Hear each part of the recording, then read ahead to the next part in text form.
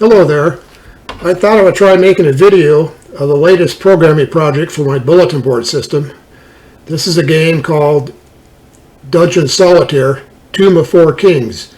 It was written by Matthew Lowe's, and he was kind enough to give me permission to try to adapt it to my bulletin board system.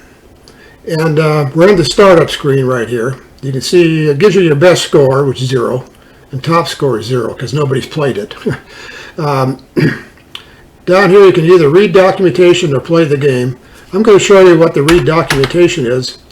It's basically Matthew's PDF file that he wrote for the game, and I converted it to a format compatible with the BBS. And you can see you can scroll down and scroll up and exit. Okay, now we're going to play the game. Now the BBS screen is limited to 80 columns by 24 rows, so I decided to clearly mark out areas on the screen that are reserved for cards, and that's these gray areas. Down here you see we got a little text box that's going to scroll information up for us, and it's telling us that our adventure begins. And by the way, I should point out this 10 of hearts, that's your hit points. You get every time you take hits you lose a heart card. If you get down to 2 hearts and lose a hit, you die. And up here you got torches. You get 4 torches, which are ace cards.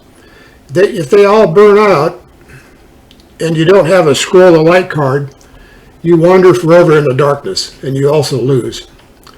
Now what you want to do is progress through the dungeon collecting treasure and exit out of the dungeon by getting onto square 13 here, and that's how you get out.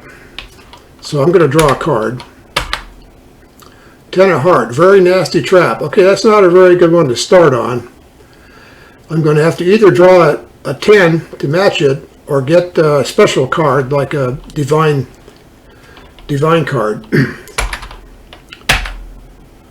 Okay, and I didn't, I failed. So what I did was I took 3 damage. You take damage in the amount, the difference between the card you drew and the trap. And you see we moved on to room number 2 now. And I'm going to draw another card. Okay, a locked door. Again, we have no skill cards available, so just have to draw either a 5 or above to pick it. And we didn't. Now, since we wasted time trying to pick the lock, we lost 3 cards. And it tells you here what they are. 5 of spades, 7 of clubs, the queen of clubs. The queen of clubs is too bad. That's a divine favor card. But that means we have 3 fewer cards to play before we run out of cards and lose. Okay. Now move on to room number 3, draw a card. Okay, a tomb hoard. Tomb hoards are good. They're good treasure. But I have to win this hand in order to get that tomb hoard into my hand. I have to win this room. So draw another card. Okay, a thick locked door.